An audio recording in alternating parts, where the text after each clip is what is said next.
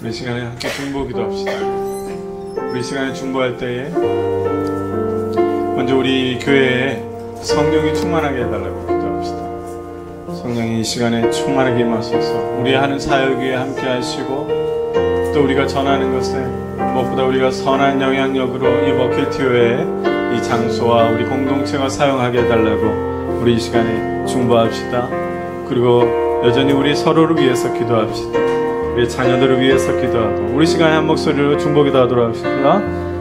할렐루야. 하나님 아버지, 주님 이 시간에 함께 기도합니다. 주님의 은혜가 있게 하여 주시옵고, 주의 성령이 더하게 하여 주시옵소서. 주님의 은혜가 우리에게 임하게 하여 주시고, 무엇보다 주님의 충만함으로 우리를 더욱더 새롭게 하여 주시옵소서. 우리의 찬양한 것처럼 아버지의 십자가의 그 구속하심으로 우리가 나아갈 수 있었습니다. 그러나 아버지여, 주님 이 땅에 아직도 여전히 주님께 구할 것이 많습니다. 하나님 아버지여, 주님 인도하여 주시옵소서. 성령님이 함께하여 주시고 주님의 은혜가 인도하여 주시기를 간절히 원합니다. 주여 인도하여 주시옵소서. 성령으로 인도하여 주시고 주님의 말씀으로 인도하여 주시옵소서. 우리 지역을 위해서 한 번 더 구체적으로 기도합시다. 이 버킷교회는 일단 2,000명이라는 한인들이 살고 있습니다. 그 중에 우리가 1,000명 정도는 정말 예수를 모르고 예수와 상관없이 예수를 떠난 사람들도 있을 겁니다. 우리 그 사람들을 위해서 기도합시다. 주님, 그 영혼들이 돌아오게 해주십시오. 우리가 생각하는 그 1,000명이 주님 앞에 돌아오게 해주십시오. 우리 이 지역을 위해서 기도합시다. 그리고 우리의 이 지역에 정말로 주님의 선하심이 일어나게 해달라고 다시 한번 이 지역을 위해서 기도하겠습니다. 하나님 아버지, 주님 이 버킷교회 우리가 살고 있습니다. 이곳에 살고 있는 것은 하나님 아버지여, 주님 정말로 언철치드 벨트가 아니라 아버지의 복음의 벨트가 다시 열리게 하여 주시옵소서. 하나님 아버지여, 1,000명에 가까운 사람들이 이곳에서 아버지여 주님을 모르고 주님을 떠나고 주님과 상관없이 살고 있는데, 주님 우리가 주님 앞에 기도하오니 그들이 돌이켜 일어 세울 수 있게 하여 주시옵소서. 성령님이여 함께하여 주시옵소서. 주님이여 인도하여 주시기를 간절히 원합니다. 아버지의 은혜를 더하여 주시옵소서. 주님이여 축복하여 주시옵소서. 마지막으로 이 나라를 위해서 기도합시다. 혼란이 없는 나라가 없습니다. 선진국이든 전 세계에서 얼마나 잘 사든 상관없이 모든 세계가 혼란 속에 있고 두려움 속에 있고 또 분란 속에 있는 것 같습니다. 결론은 우리 주님 없이는 안 됩니다. 이 땅에 주님의 나라가 임하게 해달라고, 주님의 복음이 더 전해지고 주님의 역사가 일어나게 해달라고 이 마지막으로 이 나라를 위해서 한 번 더 중보하겠습니다. 하나님 아버지, 주님 이 나라를 위해서 기도합니다. 우리가 살고 있는 이 나라를 위해서 기도합니다. 분열이 있고 혼란이 있고 아버지의 어려움 속에 있는 가운데 있으나 정말로 주님의 은혜가 있어야 할 줄로 믿습니다. 하나님 아버지여, 주님 역사하여 주시옵소서. 주님의 은혜를 더하여 주시옵소서. 아버지의 은혜가 없이는 평화가 없습니다. 아버지의 임하심이 없으면 진정한 평화가 없습니다. 아버지여, 주님 이곳에 임하시고 이곳에 은혜를 더하여 주시기를 간절히 원합니다. 아버지여, 역사하여 주시옵소서. 우리 시간에 주님이 가르쳐 주신 기도로 다시 한번 기도 올려드리겠습니다. 하늘에 계신 우리 아버지, 아버지의 이름을 거룩하게 하시며 아버지의 나라가 오게 하시며 아버지의 뜻이 하늘에서와 같이 땅에서도 이루어지게 하소서. 오늘 우리에게 일용할 양식을 주시고 우리가 우리에게 잘못한 사람을 용서하여 준 것 같이 우리 죄를 용서하여 주시고 우리를 시험에 빠지지 않게 하시고 악에서 구하소서. 나라와 권능과 영광이 영원히 아버지의 것입니다. 아멘. 이 시간에 함께 말씀 보겠습니다. 오늘 말씀은요, 창세기 6장 1절에서 12절 말씀입니다. 창세기 6장 1절에서 12절 말씀입니다.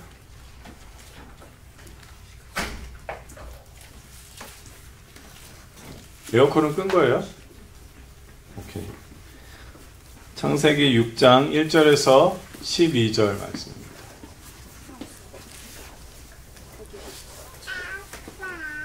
다 찾으셨습니까? 창세기 6장 1절에서 12절. 전혀 부담이 없으시죠? 창세기 찾으니까. 자, 다 찾으셨으면 함께 교독하겠습니다. 사람들이 땅 위에 늘어나기 시작하더니 그들에게서 딸들이 태어났다. 하나님의 아들들이 사람의 딸들의 아름다움을 보고 저마다 자기들의 마음에 드는 여자를 아내로 삼았다. 주님께서 말씀하셨다. 생명을 주는 나의 영이 사람 속에 영원히 머물지는 않을 것이다. 사람은 살과 피를 지닌 육체요 그들의 날은 120년이다. 그 무렵에 그 후에도 얼마 동안 땅 위에는 네피림이라고 하는 거인족이 있었다. 그들은 하나님의 아들들과 사람의 딸들 사이에서 태어난 자식들이었다. 그들은 옛날에 있던 용사들로서 유명한 사람들이었다.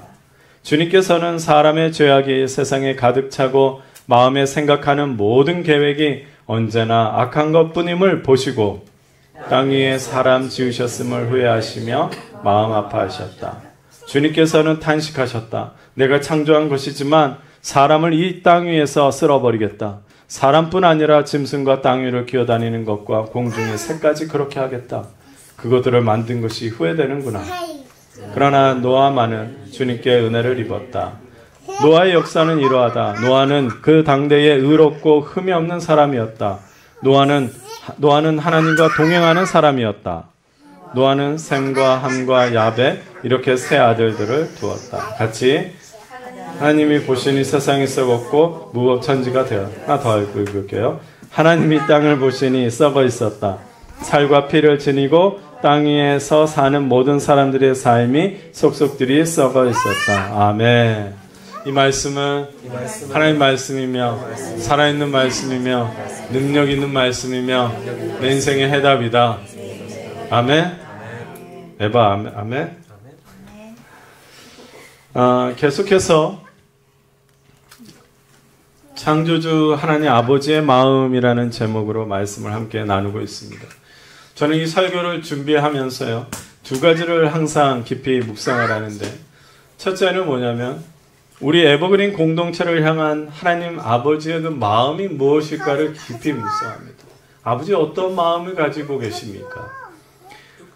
말씀을 저도 전하면서 또 여러분들을 들으면서 하나님의 마음을 알도록 하십니다. 하나님의 마음이 전해지는 겁니다. 하나님 아버지는 우리를 창조하셨고 우리를 항상 주목하고 계신다. 제가 말씀드렸죠. 성경에 그것이 기록되어 있습니다. 하나님 아버지는 우리를 인도하시기를 원하고요. 우리를 향한 복되고 그리고 선하신 뜻이 이루어지기를 원하는데 그 복이 무엇으로 전해진다고요? 하나님의 말씀으로 전해진다는 거예요. 이것을 우리가 믿을 때에 하나님 아버지는 우리 공동체에 귀한 말씀을 허락하십니다. 그래서 이것을 물어볼 때 하나님께서 분명한 말씀을 이렇게 주실 때 저는 얼마나 감사한지 몰라요. 그래서 하나님 마음이 어떨까? 이것을 묵상하고 두 번째로 또 묵상하는 것은 뭐냐면 우리 에버그린 공동체를 향해서 하나님 아버지께 무엇을 순종을 해야 할까? 어떻게 순종을 해야 할까? 이것을 묵상합니다. 설교학자들은 이 부분을요, 적용 부분이라고 그래요. 적용을 어떻게 해야 할 건가? 근데 저는 이 표현을 그렇게 좋아하지 않습니다. 큐티도요, 묵상하고 본문 묵상 이렇게 하고 밑에다가 적용 이렇게 하면서 자기가 어떻게 적용할까 이렇게 쓰기도 하잖아요. 그런데 적용은 제가 생각했을 때는 나의 선택이고 나의 기준으로 정리를 하는 것 같습니다. 그런데 순종, 말씀을 붙들고 우리가 순종할 때에, 순종하고자 할 때에 하나님의 그 인도하심을 기다리고 또 하나님의 기준이 무엇인가를 생각하기 때문에 저는 적용보다 우리는 순종을 어떻게 해야 할까를 더 많이 생각을 해야 하지 않나, 그렇게 생각을 합니다.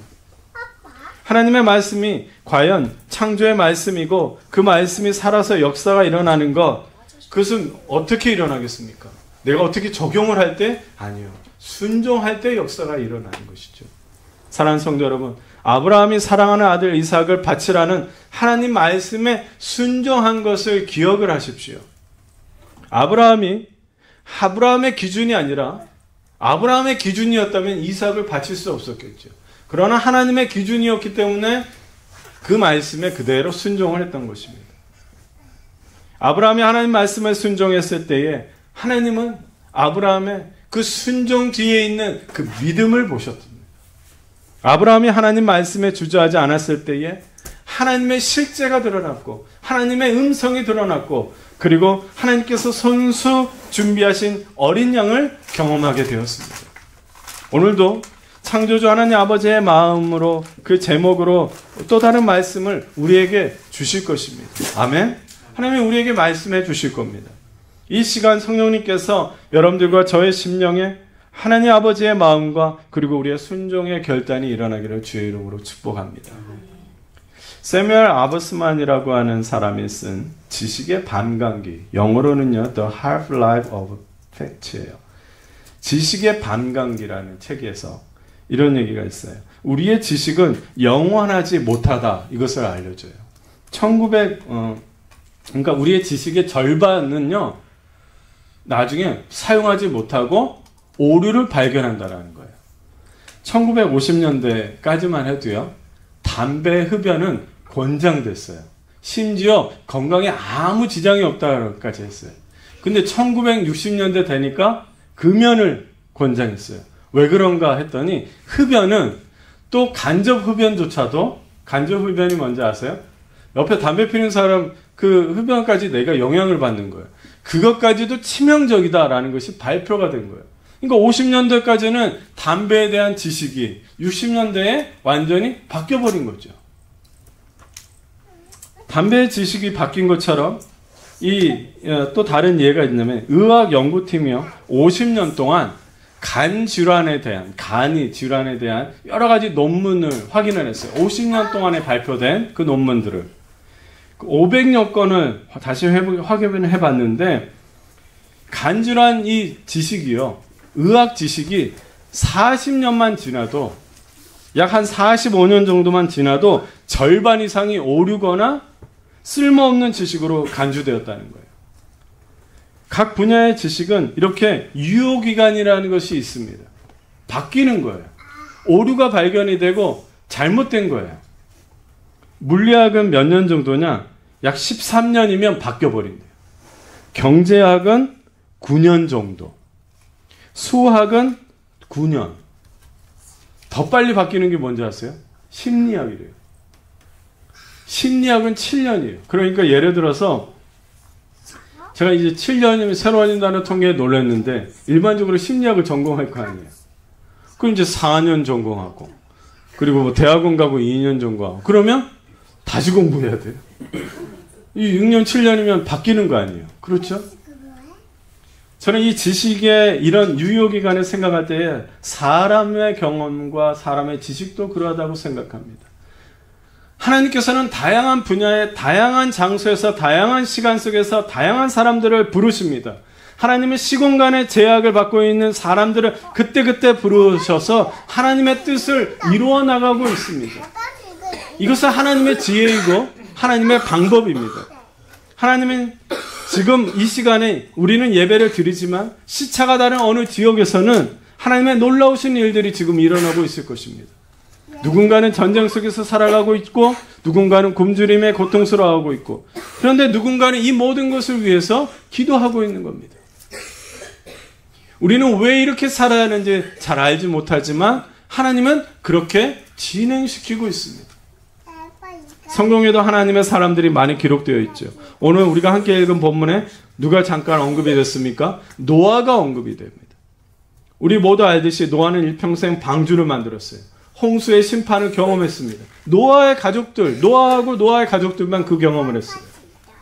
좀 전에 언급한 아브라함도 있습니다. 모세도 있고 야곱도 있고 다윗도 있고 예레미야라는 사람도 있고 느헤미야라는 사람도 있습니다. 서로 다른 일을 경험하면서 서로 다른 하나님의 인도하심을 받았습니다. 여러분들도 저도 그렇고 각기 다른 하나님의 인도하심을 받고 있습니다. 아멘. 하나님께서 여러분들을 지금 인도하고 계십니다. 여러분들의 시간 속에서 그래서 우리가 생각하는 것만큼 자식들도 내 뜻대로 키워지지 않는 것은 그것이 바로 하나님의 인도하심의 비밀 아니겠습니까? 그들이 겪은 일은 어느 것 하나 똑같은 일들이 없었습니다. 아브라함이 만난 하나님이 더 대단하거나 다윗이 만난 하나님이 더 대단하거나 그러지 않습니다.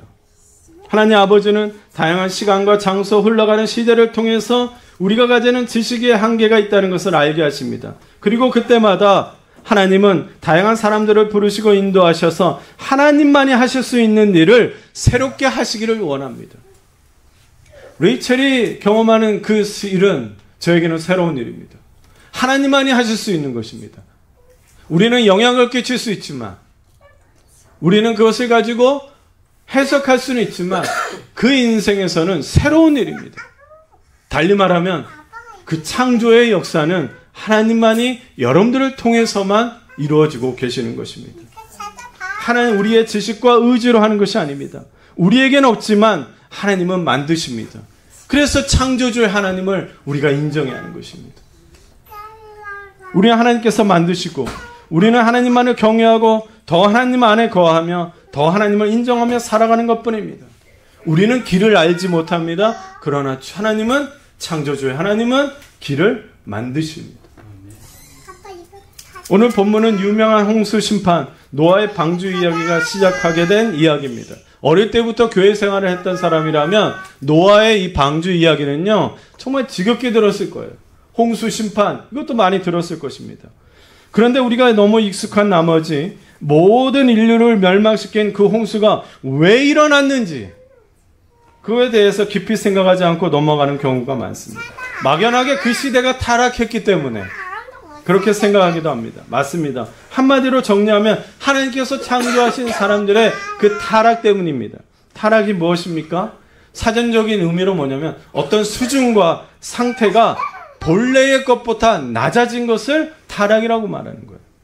다른 동식물이 아닙니다. 오직 사람에게만 일어난 현상이 타락입니다. 사람은 하나님께서 창조하신 그 의도보다 타락을 했습니다. 이유가 무엇일까요? 성경은 우리에게 그것을 알려주고 있습니다. 죄 때문이죠. 죄로 인해서 결과가 무엇입니까? 하나님과의 관계가 끊어진 겁니다. 여러분들이 알고 있는 하나님과의 관계가 끊어졌다는 것은 창조주와 피조물과의 관계가 끊어졌다는 겁니다. 하나님께서 우리는 창조주와 피조물로의 관계로 세워지기를 원하셨는데 그 관계가 끊어지게 된 겁니다. 더 이상 하나님의 말씀이 사람에게는 임하지 않고 하나님의 말씀과 명령이 임하지 않을 때 우리에게는 복된 인생이 되지 않는 것입니다. 하나님의 기쁨이었던 에덴 동산이 사라졌습니다. 우리는 알아야 돼요. 오직 사람만이 하나님의 기쁨과 영광을 올려드릴 수 있고 오직 사람만이 하나님을 실망시킬 수 있는 존재라는 것을 우리는 알아야 합니다. 먼저 1절과 2절을 보겠습니다. 우리 1절과 2절 같이 읽어볼까요? 시작. 사람들이 땅 위에 늘어나기 시작하더니 그들에게서 딸들이 태어났다. 하나님의 아들들이 사람의 딸들의 아름다움을 보고 저마다 자기들의 마음에 드는 여자를 아내로 삼았다. 이 본문은요, 많은 것을 의미하는 본문인데요. 하나님은 사람을 창조하시고 생육하고 번성하여 땅이 충만하고 정복하도록 복을 주셨어요. 하나님은 사람에게 자식을 낳고 번성하는 것을 허락하셨다는 말입니다. 그래서 1절을 보면은 사람들이 그렇게 생육하고 번성한다는 것을 기록하고 있습니다. 근데 2절을 보니까 땅 위에 늘어난 사람들의 그 딸들이 하나님의 아들들과 결혼한다고 합니다. 무엇 때문에? 무엇을 보고? 기준이 나와요. 아름다움을 보고 자기들의 마음에 드는 대로 아내로 삼았다라는 거예요. 여러분, 이것이 무엇의 기준 같아요? 무엇의 기준 같습니까? 창세기 3장에 선악을 알게 하는 나무의 열매를 따먹은 그 죄를 지을 때의 기준과 같은 거예요. 보고 좋아하고 취했다라는 거예요. 이것이 죄의 기준이라고 할 수 있습니다. 그럼 여기에서 우리가 궁금한 게 있어요. 하나님의 아들들은 뭐고 사람들의 딸들은 뭐냐는 거예요. 여러분 궁금하죠? 이게 해석이 안 됐죠? 잘 모르셨습니까? 아셨습니까? 오늘 처음 보는 사람 솔직히 말해봐요. 이 본문이 처음 봤다. 이 표현은 논란이 많아요. 요즘 그 컴퓨터 그래픽으로 이렇게 막 영화가 너무 잘 나와서요. 상상을 할 수가 있어요. 어떻게 상상하냐? 마치 그 판타지 드라마에 익숙한 사람들은요. 막 하나님의 아들들이라고 그러니까 천사의 모습. 그렇게 생각을 하면서 인간의 여자들에게 반해가지고 막 결혼하는 것, 이것을 상상할 수가 있습니다. 근데 성경의 흐름대로 봐야 돼요. 하나님의 사람들이 누군지, 그 사람들의 딸들이 누구인지 우리는 이해할 수 있는데요. 창세기 3장에서 보면은 아담과 하와가 3장에 아담 1장과 2장은 창조의 모습이고요. 3장에서 이제 드디어 아담과 하와의 그러한 에덴 동산에서 쫓겨나는 모습이 나오는데요. 그리고 4장에는요. 무슨 이야기가 나오냐면 가인과 아벨 이야기가 나와요. 그래서 가인이 아벨을 죽이게 됩니다. 그러면서 하나님께서 형벌을 내리시죠. 왜냐? 가인은 살인에 대한 용서를 받지 못합니다. 왜요? 회개하지 않았기 때문에. 그래서 형벌을 받고 쫓겨납니다. 그러면서 가인의 족보가 나와요. 몇 장에? 4장에. 5장에는요. 5장에는 바로 아담의 자손이라고 하면서 그러면서 가인과 아벨은 없어졌잖아요. 그 다음에 낳은 아들 셋의 자손들이 쭉 족보가 나옵니다. 그러면 여기에서 창세기는요. 아담의 후손들과 죄의 형벌의 자손들이 구분되어서 나오고 있어요. 4장과 5장에는 그렇게 구분이 되는 거예요. 그런데 6장 1절 2절을 보니까 이 구분이 사라지게 되는 것을 우리가 말씀하고 있는 거예요. 하나님의 아들들은 누구의 자손이에요? 그러면 셋의 자손들이에요. 셋의 자손. 5장에서 나오는 셋의 자손들이에요. 근데 사람들의 딸들은 셋의 자손, 이 사람들의 딸은 뭐예요? 바로 죄의 형벌에 가진 그러한 가인의 자손들을 말하는 거죠. 그래서 이게 그런데 이 구분이 구분되지 않고 연합되더라는 거예요. 결혼을 통해서 4장 5장에서 구분되는 것이 6장에서는 구분되지 않게 되었다는 것을 말해주고 있습니다. 왜 구분되지 않게 되었습니까? 죄의 기준이 용납되기 시작했기 때문입니다. 아담과 하와로부터 들어온 죄의 기준이 이제 세대가 지나면서 구별되지 않도록 만들었습니다. 죄의 기준은 세상을 살아가는 방식이 돼버린 거예요. 하나님으로부터 받은 복으로 사람들은 점점 늘어나더라도 죄의 기준으로 사는 삶의 방식도 점점 늘어나게 되더란 거예요. 보고 좋아하고 취하려고 하는 삶의 방식으로 바뀐 거예요. 이것에 대한 하나님의 마음이 3절입니다. 같이 읽을까요? 시작. 주님께서 말씀하셨다. 생명을 주는 나의 영이 사람 속에 영원히 머물지는 않을 것이다. 사람은 살과 피를 지닌 육체요 그들의 날은 120년이다. 생명을 주는 나의 영이 사람 속에서 영원히 머물지 않을 것이다. 이게 무슨 뜻일까? 머물지 않을 것이다 라는 것을 우리는 사실 원어를 봐야 합니다. 영어로 봐도 됩니다. 이 딘이라고 하는 히브리어 동사는요. 성령의 역할을 집약된 거예요. 그러니까 머문다라는 것은 딘인데 성령의 역할이 뭐예요? 성령은 간섭하시죠. 변호하시죠. 다스리시죠. 판단하시죠. 증명해 주시죠. 이 모든 성령의 역사, 성령이 사람 속에 이제 역사하지 않는다라는 것을 의미하는 거예요. 생명의 성령의 기준, 생명의 성령의 법으로 살지 않고 죄와 사망의 기준으로 사람들이 살아간다는 의미입니다. 그리고 그들의 날은 120년이다. 이거는 이제 사람의 수명이 이제 죄 때문에 줄어들었다? 그것이 아니고요. 이 말씀을 하시면서부터 홍수까지의 시간을 의미합니다. 그래서 노아의 나이 600세가 됐을 때에 바로 홍수가 시작됩니다. 하나님은 죄와 사망의 기준을 선택한 사람들의 생명의 성령이 제외한, 생명의 성령이 제외되면은 뭐냐면 살과 피로 이루어진 육체로 이제 여기기로 하신 겁니다. 사실 120년은 하나님께서 마지막으로 사람들이 회개할 수 있는 기회를 주신 것이죠. 홍수는 노아가 600세가 되었을 때 시작되었어요. 노아는 120년에 걸쳐서 이제 방주를 제작하였습니다. 그 기간 동안 노아는 홍수의 심판을 모른 채 하고 그냥 방주만 만들었을까요? 베드로후서 2장 5절을 보니까 그는 또 옛 세계를 그는 하나님이에요. 또 옛 세계를 아까워하지 않으시고 경건하지 않은 자들의 세계를 홍수로 덮으셨습니다. 그때에 그는 정의를 부르짖던 사람인 노아와 그 가족 7사람만을 살려주셨습니다. 이렇게 말씀합니다. 노아가 무엇을 했습니까? 정의를 부르짖었다고 했습니다. 노아는 하나님의 공의를 외쳤습니다. 공의가 무엇입니까? 하나님의 공의는요, 하나님의 공의는 죄를 지었으면 죄값을 치르게 하는 것입니다. 그런데 그 죄를 인정하고 용서를 구하면 용서하는 것, 이것이 하나님의 공의입니다.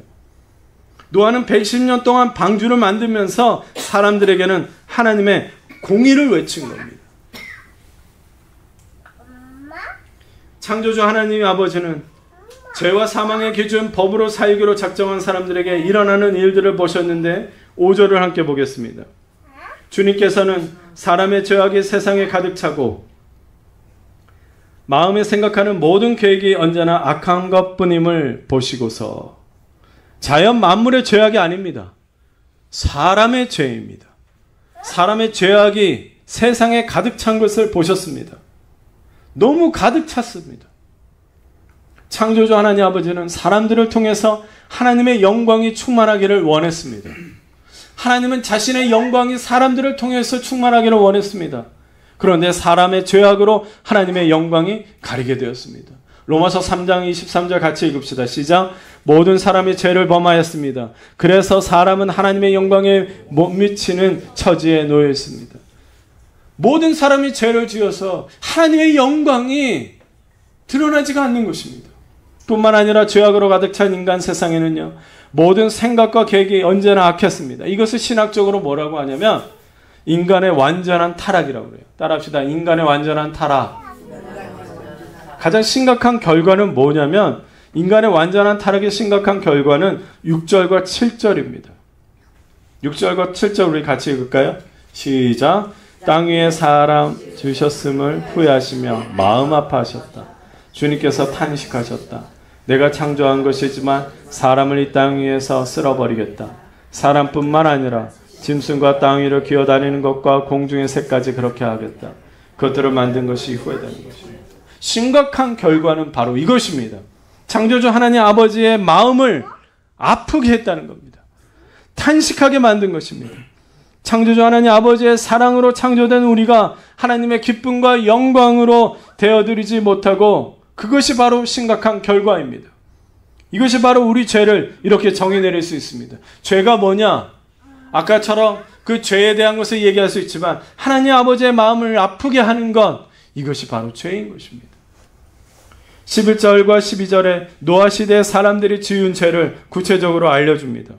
그리고 하나님께서 이 죄를 보시고 인류를 홍수로 심판하시기로 합니다. 하나님이 보시니 세상, 땅이에요. 땅. 정확하게 말하면 땅입니다. 세상이 썩었고 무법천지가 되어 있었다. 하나님이 땅을 보시니 썩어 있었다. 살과 피를 지니고 땅 위에 사는 모든 사람들의 삶이 속속들이 썩어 있었다. 가장 심각한 죄의 결과는 세상이 썩어 있었다는 거예요. 부패했다는 의미입니다. 여러분, 음식이 썩었으면, 부패했으면 다시 먹을 수 있도록 어떻게든 할 수 있습니까? 없습니까? 버려야 돼요. 버려야 돼요. 11절과 12절에 썩었다는 표현이 몇 번 나와요? 3번이나 반복됩니다. 이 썩었다는 단어의 다른 의미는 파괴되었다라는 의미도 담겨져 있습니다. 땅의 기준, 즉 죄와 사망의 기준대로 살아가면은 결국 썩어져서 부패해서 버려야 한다는 것입니다. 여러분, 우리는 썩어 없어질 사람들이었습니다. 그런데 예수 그리스도의 십자가의 그 보혈로 인해서 우리는 깨끗게 되었고 구원받았고 영원히 살게 되는 사람이 되었어요. 여러분, 썩어 없어질 것도 다시 살리는 것은 누구만 할 수 있습니까? 창조주 하나님만이 하실 수 있는 겁니다. 하나님이 보신 또 다른 죄는 뭐예요? 무법천지가 되었다는 거예요. 이 무법천지라고 우리가 번역을 했지만 잔혹해졌다라는 거예요. 잔혹해졌다. 히브리어로 카마스라는 말이 있어요. 카마스. 이것을 좋게 발음하면 하마스예요. 여러분, 하마스는 어디서 많이 들어보지 않았어요? 테러 조직이에요. 카마스는 잔혹함이라. 자비의 반대말이 잔인함입니다. 창조주 하나님 아버지의 성품과 형상이 아닌 것으로 채워진 겁니다. 사람들, 하나님의 사람들이 할 것 없이 모든 사람들 삶 속에서 포악하고 잔인함으로 채워졌습니다. 이 말은 뭐냐? 용서가 없다라는 겁니다. 자비가 없습니다. 포용이 없습니다. 여러분 4절에 네피림이라고 하는 거인이라는 사람들이 나와요. 거인이. 이 거인족은 누구와 누구 사이에서 태어났다고 그렇게 나와요. 성경에. 하나님의 아들들과 사람들의 딸들 사이에서 태어났다라고 그래요. 그러면서 용사라고 얘기하는데 여러분 이것은 어떻게 느끼세요? 무엇을 느끼세요? 골리앗도 네피림이라고 불리는 거인족이에요. 여러분 죄와 사망의 기준으로 태어난 거인족이 무엇을 하겠습니까? 좋게 말해서 용사지. 용사라는 것은 잔혹한 것입니다. 힘입니다. 포악함입니다. 그리고 약자를 누르지 않았습니까? 창조주 하나님 아버지의 보시기에는 세상은 어떤 모습이라는 거예요? 폭력과 잔인성과 무자비함으로 눈뜨고 볼 수 없는 지경의 세상이 아니었을까요? 창조주 하나님 아버지의 마음은 어떠셨을까요? 마음이 아파하시고 탄식하셨고 슬퍼하셨습니다. 공의로우신 하나님은 마침내 이 세상을 심판하기로 결정하신 겁니다. 홍수의 심판의 이유를 이제 아시겠지요. 어느 목사님이 왜 홍수의 심판일까? 그런데 왜 물로 하셨을까? 그러면서 묵상했대요. 그리고 깨달은 것이 뭐냐면 하나님의 눈물이 그렇게 떠오르더래요. 하나님 아버지의 슬픈 눈물 때문에 그렇게 물로 심판하셨나 보다. 어느 목사님이 그렇게 얘기를 하시더라고요. 말씀을 정리해 보겠습니다. 3번에 걸쳐서 창조주 하나님 아버지의 마음에 대해서 말씀을 나눴습니다. 우리를 향한 계획을 기쁘게 세우시고 창조하셨습니다. 그리고 하나님 아버지는 우리를 늘 주목하시고 늘 기뻐하셨습니다. 우리가 하는 모든 것에서 기뻐하시고 영광을 받으시기를 원하셨습니다. 늘 우리만 생각하시고 모든 창조를 이루셨습니다. 그런데 하나님 아버지께서 우리 때문에 한탄하시고 슬퍼하셨습니다. 무엇 때문입니까? 생명의 성령의 법대로 살지 아니하고 죄와 사망의 기준대로 살기 때문입니다. 보고 보이는 대로 보여지는 대로 판단하고 그리고 그것에 내가 좋아하는 대로 판단하고 내가 좋아하는 것으로 이기심이 생기고 그것을 취하려고 그것을 가지려고 하는 그 죄와 사망의 그 기준대로 살았기 때문입니다. 오늘도 세상 곳곳에서 매일 폭탄이 터집니다. 매일 사람들이 허무하게 죽어가고 있습니다. 매일 많은 사람들이 울부짖고 있습니다. 그 울부짖음에 우울함에 그리고 자신의 목숨을 끊는 사람들이 얼마나 많은지 모릅니다. 병들어서 울부짖고 외로워서 울부짖고 망할까봐 울부짖고 뒤처질까 울부짖고 쾌락을 따라 살다가 보니까 울부짖게 되고 사람이 어디까지 잔인할 수 있을까 정도로 무서운 사건 사고들이 뉴스와 영상을 통해서 우리에게 드러납니다. 우리는 계속해서 죄와 그 죄의 기준에 영향 아래에 삽니다. 여러분 성경을 하나 찾아보겠습니다. 창세기 어렵지 않게 창세기 18장을 보겠습니다. 창세기 18장 아브라함에게 손님이 찾아왔어요. 하늘에서 오신 분들입니다. 근데 소돔과 고모라 이야기를 먼저 해줘요. 여러분 18장 19절에서 21절 함께 찾아보겠습니다. 창세기 18장 19절에서 21절까지 저랑 이제 교도할까요? 내가 아브라함을 선택한 것은 그가 자식들과 자손을 잘 가르쳐서 나에게 순종하게 하고 옳고 바른 일을 하도록 가르치라는 뜻에서 한 것이다. 그의 자손이 아브라함에게 배운 대로 하면 나는 아브라함에게 약속한 대로 다 이루어 주겠다. 주님께서 또 말씀하셨다. 소돔과 고모라에서 들려오는 저 울부짖는 소리가 너무 크다. 그 안에서 사람들이 엄청난 죄를 저지르고 있다. 같이 이제 내가 내려가서 거기에서 벌어지는 모든 악한 일이 정말 나에게까지 들려온 울부짖음과 같은 것인지 알아보겠다. 하나님 아버지는 홍수로 세상을 심판하는 일을 다시 하지 않으신다고 약속하셨어요. 그런데 또 울부짖음이 들립니다. 어디서요? 소돔과 고모라에서 들려오는 울부짖음 소리가 너무 커서 직접 내려오셔서 확인하신다고 합니다. 그 소리, 그 울부짖음이 너무 커서 직접 내려와서 확인합니다. 거기에서 벌어지는 모든 악한 일과 무엇과 같은 것이라고 21절에 말합니까? 악한 일과 울부짖음이 같은 거라고 그랬어요. 악하면 악할수록 울부짖음 소리가 더 큰다는 거예요. 오늘도 소돔과 고모라에서 들려하던 울부짖음 소리가 하나님에게 들리지 않겠습니까? 지금의 울부짖음 소리가 그때보다 작겠습니까? 더 사람들은 가난하고, 얼마 전에 뉴스를 보니까 1억도 대단하지만 그 나머지 그 10억 중에 9억은 너무나도 굶어 죽을 정도의 굶주려 있답니다. 중국이. 그럼 우리는 무엇을 해야 할까요? 여러분 19절을 보십시오. 거기에 답이 있습니다. 내가 아브라함을 선택한 것은, 아브라함을 그냥 지나가다가 붙잡아서 선택한 것이 아닙니다. 그가 자식들과 자손들을 잘 가르쳐서 나에게 순종하게 하고 옳고 바른 일을 하도록 가르치라는 뜻에서 한 것이다.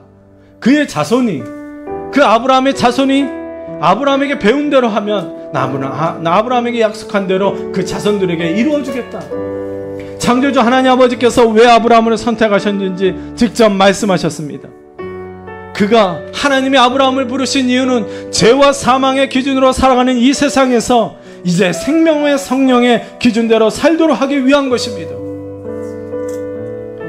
자식들과 자손들에게 하나님 아버지의 방법대로 이 세상을 살도록 가르쳐야 합니다. 예배 드린다고 해서 그냥 잠깐 은혜를 받는다고 해서 저절로 되는 것이 아니라 바로 우리 자손들을 가르쳐야 하는 것입니다. 배우도록 해야 합니다. 하나님께 순종하게 하고 하나님의 옳고 바른 일을 하도록, 해볼 수 있도록, 해보도록 가르쳐야 하는 것입니다. 이 세상에서 울부짖는 죄와 사망의 기준대로 살아가는 이 땅 가운데에 하나님의 순종하면 살 수 있다. 하나님의 말씀대로 살면 살 수 있다. 2,000명 중에 1,000명을 위해서 기도하면 1,000명이 돌아올 수 있다. 그래서 우리에게, 우리 자손들에게, 우리 자손들에게 계속해서 가르쳐야 하는 것입니다. 여러분, 우리는 하나님의 사람이 되었습니다. 다시 생명을 주는 주님의 영이 우리 속에 영원히 머물게 되었습니다. 성령이 우리 안에 머물고 계십니다. 생명의 서중 성령의 기준대로 살도록 우리 에버그린 공동체 모두가 힘을 다해야 합니다. 오늘 여러분 말씀을 배웠습니다. 순종하려고 해야 합니다. 성령의 법으로 살려고 해야 합니다. 성령의 충만한 기도를 쉬지 마십시오. 창조주 하나님 아버지께서 우리를 통해서 기뻐하시고 영광 받으시고 우리를 주목하고 계신다는 이 말씀, 약속의 말씀을 붙잡고 오늘도 담대하게 사십시오. 그러한 우리 에버그린 공동체를 향해서 주님이 놀라우신 역사를 이루실 줄로 믿습니다. 기도하겠습니다. 하나님, 우리에게 말씀해 주셔서 감사합니다. 이제 성령의 기준으로, 생명의 기준으로 살아가는 우리 에버그린 공동체가 되게 하여 주시고 우리의 가족들, 우리 각 사람들이 되게 하여 주시옵소서. 예수님의 이름으로 기도드립니다. 아멘. 우리 믿음을 가지고 결단에 우리 찬양합시다. 넘쳐나리라 함께 찬양합시다.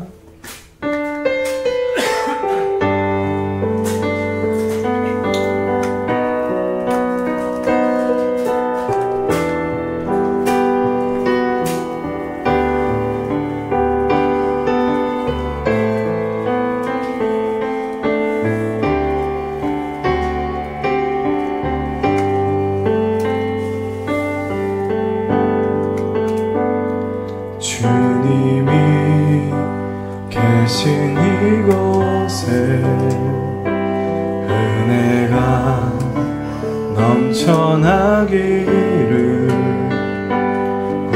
우리의 왕의 왕 되신 주님의 나라가 이곳에 서기를 주님의 십자가 보여 강같이 온 땅에 흘러 우리의 왕의 왕 되신 주님이 꿈꾸신 그 교회 되기를 주님의 강물이 흘러 여기 생명의 맺으며 넘쳐나리라 주님의 생수의 강이 넘쳐나리라 기쁨의 노래가 되어 여기 마르지 않는 샘이 되리니 넘쳐나리라 주님의 은혜로 생수의 강이 넘쳐나리라 주님이 계신 이곳에 우리 시간에 기도합시다. 결단합시다. 주님, 죄와 사망의 기준대로 살지 아니하고 생명의 성령의 법으로 주님 살기를 주님 다짐합니다. 결단합니다. 주님, 이것을 순종하게 하여 주시옵소서. 내가 보이는 대로 좋아하는 것이 아니라 보이는 대로 갖추려는 것이 아니라 보이지 않는 그 주님의 역사를 기대하면서 주님께 묻고 주님의 뜻을 따르고 주님의 인도하심을 기다리겠노라. 우리 시간에 결단해야 할 줄로 믿습니다. 우리 이 시간에 주신 말씀, 여러분들에게 주신 마음을 가지고 이 시간에 함께 기도하겠습니다. 하나님 아버지, 주님 아버지여, 주님께서 인도하여 주시니 감사합니다. 하나님 아버지께서 주신 그 말씀대로 아버지와 내 안에 성령님께서 역사하여 주시옵소서. 성령님께서 이 시간에 역사하시어서 내가 생명의 성령의 법으로 살아가게 하여 주시오며 오직 주의 은혜로 살아가게 하여 주시오며 아버지여, 주님의 말씀을 따라 아버지여 결단하며 순종하려고 아버지여 주님 살아가도록 하여 주시옵소서. 우리 자녀들에게 올바른 것을 가르치고 하나님께 순종하는 법을 가르치게 하여 주시옵소서. 주님 아버지여, 우리에게 역사하여 주시옵소서. 이 교회와 이 공동체를 위하여 역사하여 주시옵소서. 성령님이여 인도하여 주시옵소서. 주여,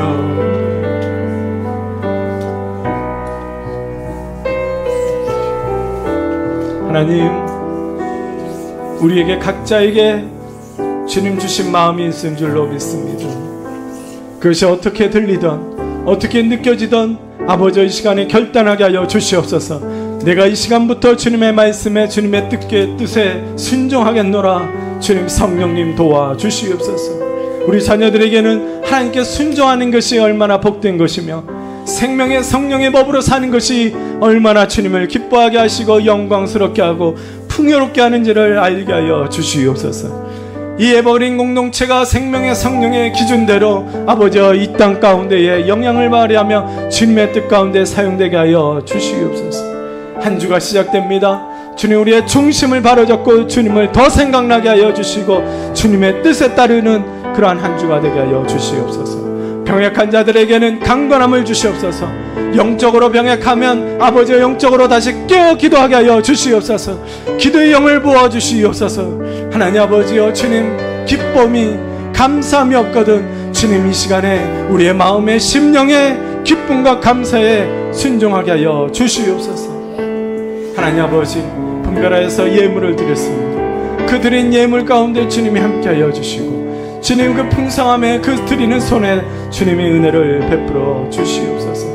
가정과 직장과 우리가 가는 모든 곳이 아버지의 기쁨이 되게 하여 주시고 에덴 동산과 같이 아버지의 함께하는 놀라운 은혜가 있게 하여 주시옵소서. 우리 자녀들에게도 지혜를 주시고 건강함을 주시오며 무엇보다 주님의 뜻에 바르게 잘 자라게 하여 주시옵소서. 주님 감사합니다. 주님 영광 받아 주시옵소서. 예수님의 이름으로 축복하며 기도하옵나이다. 아멘. 이제는 우리 구주 예수 그리스도의 은혜와 하나님 아버지의 극진하신 사랑하심과 성령님의 교통 충만 인도하심이 이제는 생명의 성령의 기준으로 살아가기를 원하는 우리 강머리 위에 가정과 직장과 사업체와 그리고 모든 선교지 위에 이제부터 영원토록 함께 하시기를 간절히 축원하옵나이다. 아멘.